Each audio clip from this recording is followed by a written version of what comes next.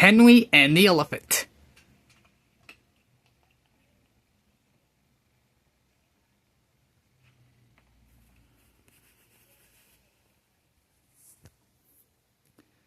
When the director of the railways, Satava had to give Thomas the tickets and his very own set of coasters, he also gave Thomas a line of his own.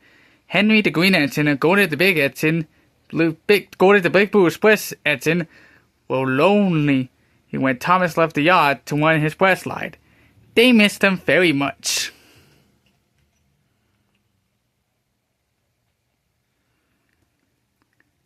And now they had more work to do now, too. Henry and Gordon had to fetch their own coasters themselves, and they didn't like that.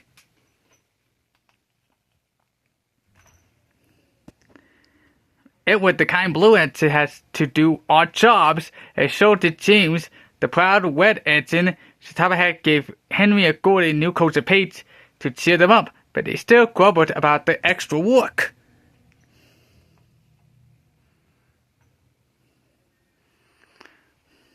We get no rest, they complained as they clanked around the yard, but the coasters all laughed at calling Henry and Gordon lazy.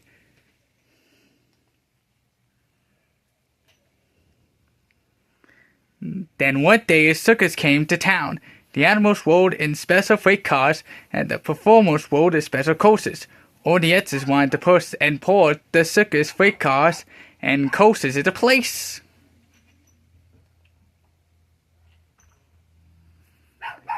When the circus was ready to go on to the next town, Satava had told James to pull the train.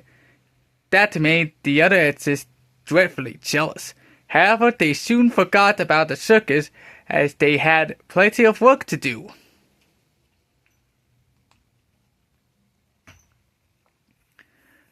One morning, Henry was told to take some workers to a tunnel that was blocked. Henry grumbled as he went to find 2 freight cars to carry the workers and their tools. Push it, freight cars, Henry mentioned.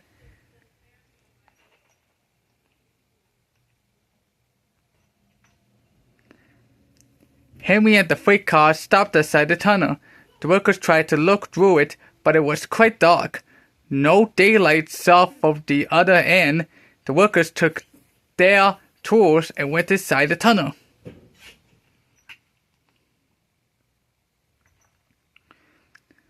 Suddenly, with a shout, they all ran out, looking frightened. We went up to the thing that was blocking the tunnel and started to dig, but it grunted. And move, they said.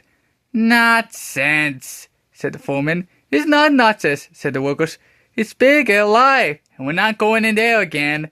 Well, said the foreman, I'll set the freight cars into the tunnel, and Henry can push the obstacle out.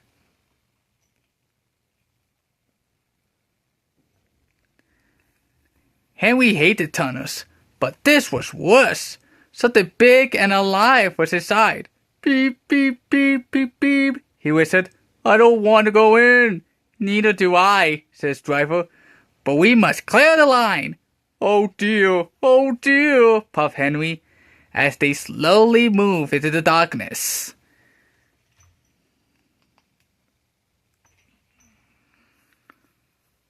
Bop! Henry's driver shut off the steam and what? Help! Help! We're moving backwards! Walked Henry. Then, moving slowly out into the daylight, comes Henry, and then the freight cars.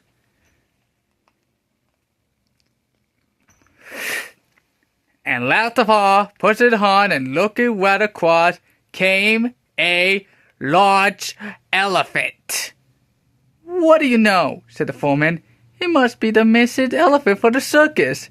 Henry's driver put out his brakes, and someone went to telephone the animal keeper.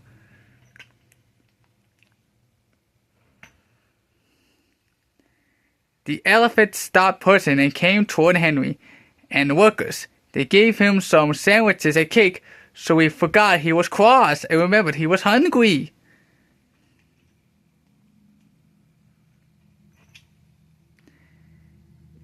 The elephant drank 3 buckets of water and was just going to drink another when Henry let out steam. The elephant shuffled. With a whoosh! He squirted the water all over Henry by mistake. Poor Henry.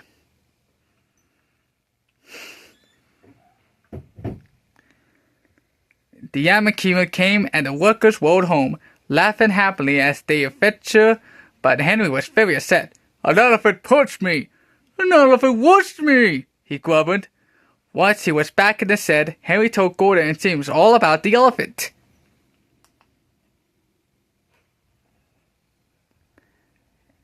And I am sorry to say that instead of laughing and telling Henry not to be silly, Gordon and James looked sad and said, "You poor engine, you must have a bad day."